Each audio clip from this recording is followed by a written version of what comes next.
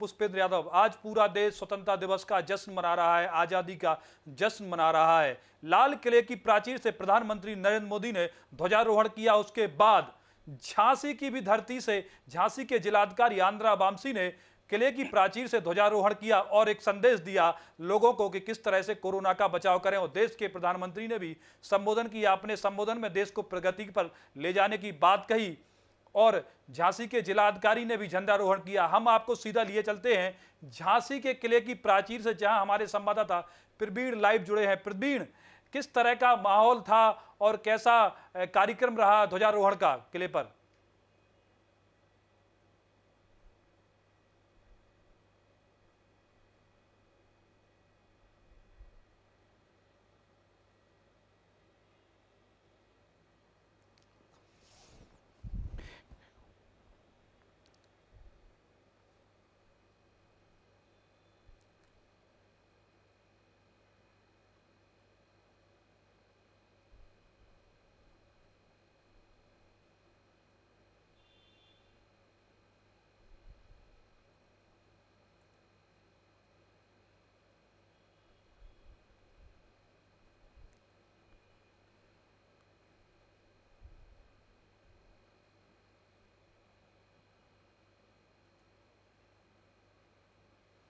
नीतीश शास्त्री जी को भी सम्मानित किया, उनके अलावा और लोगों को भी सम्मानित किया गया। और झांसी में कहां कहां ध्वजारोहण किया गया, जरा पूरा हमें विस्तार से अपडेट बताइए।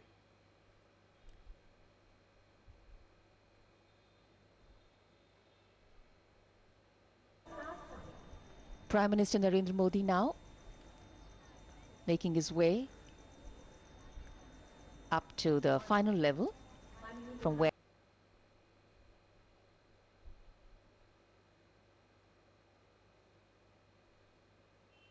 जी, सबसे बड़ी खास बात यही है कि कोरोना काल चल रहा है, ऐसे में बच्चे स्कूल नहीं जा पा रहे हैं।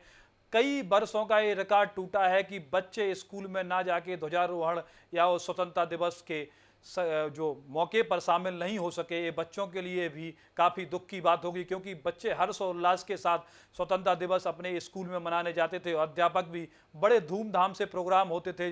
कोरोना के चलते ऐसा संभव नहीं हो पाया और जो लोग वहां आ रहे थे उनको भी निराशा हाथ लगी है प्रवीण, जो किला देखने आ रहे थे, क्योंकि लॉकडाउन के चलते किला भी बंद है। गिने चुने लोगों को वहां आमंत्रित किया गया, बुलाया गया।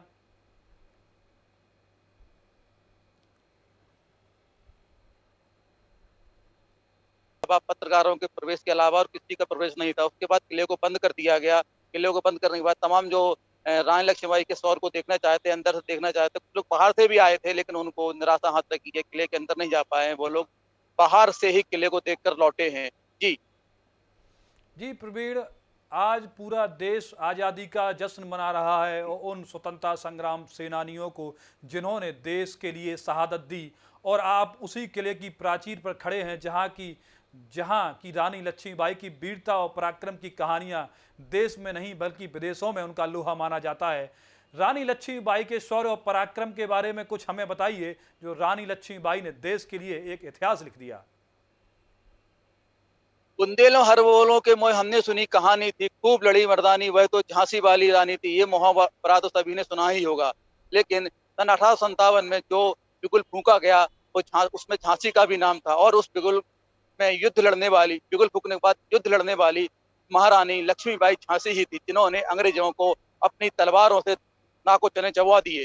जी जी प्रवीण, आपने सही कहा, खूब लड़ी मर्दानी वह तो झांसी वाली रानी थी। आज हम भी और पूरा देश आपके साथ इस किले को देख के गौरवान्वित महसूस करता है कि किस तरह से यहाँ की महारानी लक्ष्मीबाई ने अंग्रेजों को दांतों तले चने चबाए थे और देश में पराक्रम और सौहार्द का एक संदेश दिया था और देश को आज़ादी दिलाने में महत्वपूर्ण भूमिका निभाई थी। यहीं से वो बिगुल फूंका गया था और देश को आज़ादी मिली थी। और प्रवीण, कुछ जो लोग वहां पर आए हैं, कुछ लोगों से आपकी बात हुई होगी, वो लोग कैसा महसूस करते हैं आज के दिन?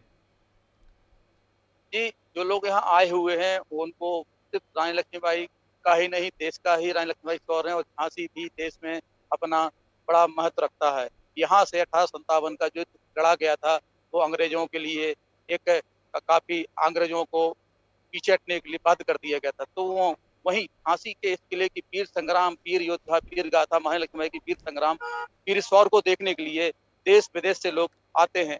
लेकिन आज के दिन यहाँ आए हुए लोग जो आए थे तो उनको किले में अंदर तो जाने को नहीं मिला, लेकिन बाहर से ही लोग आए। उनसे पूछा गया कि आप लोग इतने दूर से आए हैं, किस लिए आए? तो उन्होंने कहा हम महारानी लक्ष्मीबाई के किले को देखने आए थे, लेकिन चूंकि कोरोना संक्रमण चल रहा है, किला बंद है, इस कारण से हम लोग बाहर से देख के ही जा रहे हैं। जी।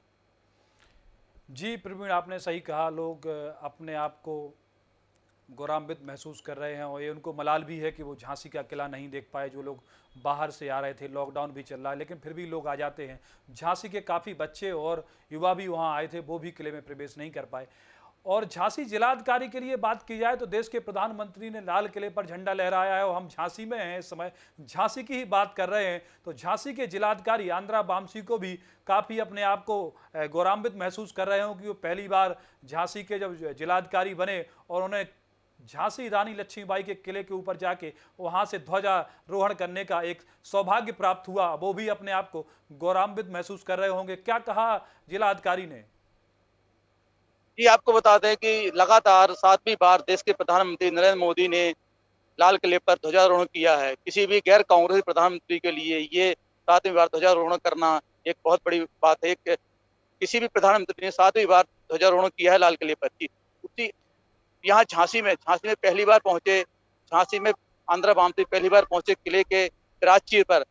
जब किले के प्राचीर पर उन्होंने ध्वजारोहण किया, उसको संबोधन किया। उसके बाद जब उनसे पूछा गया तो उन्होंने कहा कि मैं झांसी आज पहली बार इस शौर्य की गाथा या शौर्य की माटी या वीरांगनाओं की धरती झांसी के किले की प्राचीर से पहली बार झंडारोहण कर रहा हूँ और मुझे काफी गर्व महसूस हो रहा है कि मैं इस किले पर जहाँ रानी लक्ष्मीबाई ने इतिहास लिखा हो, अंग्रेजों को नाको चने चबवाए हों, उन वीरांगना की धरती से मैं किले की प्राचीर ध्वजारोहण कर रहा हूँ। मुझे काफी गर्व महसूस हो रहा है। जी।